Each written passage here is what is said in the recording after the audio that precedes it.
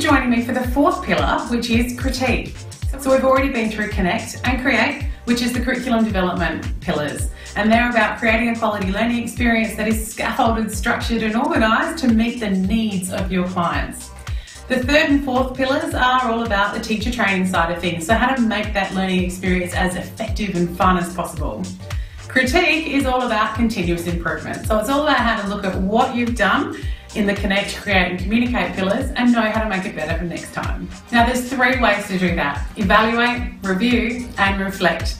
Evaluate is where you ask for feedback. Review is where you actually implement those changes into your course or program to make them better. And reflect is where you look at the whole process as a whole and think, well, how did that happen and why did it happen and how am I going to stop it from happening next time, or actually make it happen again because it was a good experience.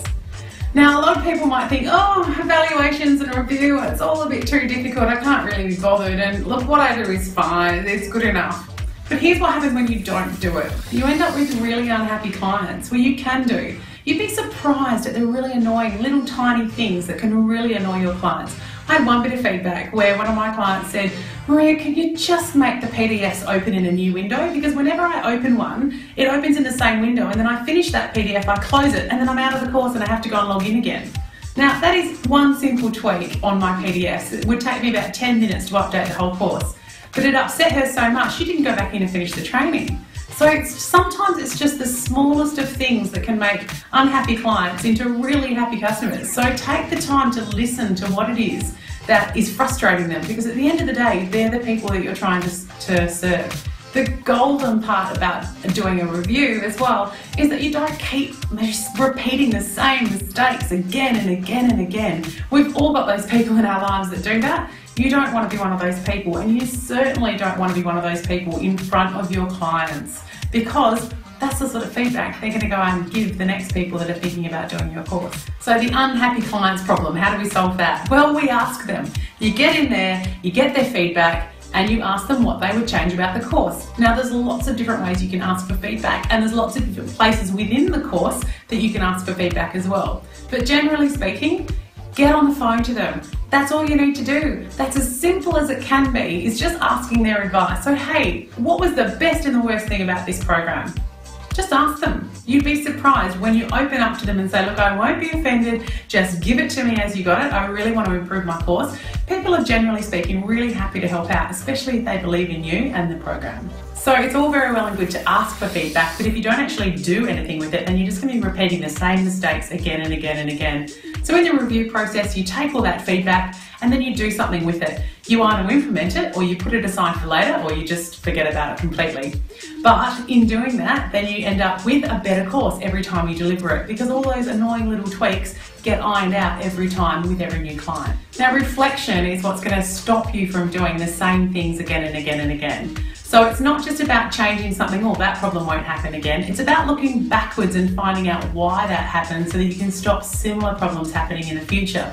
Or if you had a really big success, actually working out what were the driving factors in that success so that you can work out how to repeat it again in the future. So to critique a course, you need to evaluate and ask for feedback. You need to review the course itself, so actually implement that feedback. And then you need to reflect on the process and work out exactly what happened and how can I repeat the parts I want repeated and not repeat the things that happened last time. So in good teaching and learning and practice, let's wrap up all four pillars now. So we've talked about the four pillars. There's the teacher training side and the curriculum development side. We started with curriculum development because if you don't have a solid basis on which to create your learning experience, then you will be lost. So basically, look at exactly what your clients need, the learning styles that they learn best under, and then set some really clear expectations. That's the Connect module.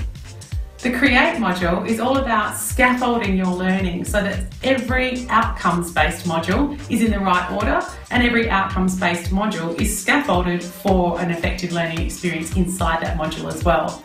You can do that most effectively when you've got a content and task planner, so a really easy way to organise that information so you don't get lost in it and your clients don't get lost or overwhelmed in it either. The third and fourth pillars, the teacher training pillars, are all about how to communicate all that information most effectively, so through the structure of your presentation, the visual aids that you use, and the verbal and non-verbal communication skills that you use. And then critique, the one that we just spoke about, is evaluating, reflecting and reviewing your material so that it gets better every time you deliver it. So they're the 4 pillars of creating a quality learning experience, otherwise known as the foundations of best practice teaching and learning. So there's lots of different ways. If this information has really resonated with you and you think, wow, I really want to do more with this, then there's lots of different ways you can work with me, and they'll all be underneath this video. But how about, for a start, going over Facebook if you're a Facebook user and joining us on our Create Real Change community. We are a community of passionate professionals who are driven to create real change in the world and to make the world a better place to be. So get over there, get in these discussions with us. We talk about all different types of teaching and learning topics. We share best practice courses like, wow, this course changed my life, come and have a look at this course. It is really a beautiful place of sharing and full of passionate teachers and trainers and coaches and mentors and people who are intent on making this world a better place. I don't know about you, but it's the sort of place I love hanging out. So come join us. I hope you've gotten something out of this 4-pillar series. Please get in touch if there's anything I can do to help.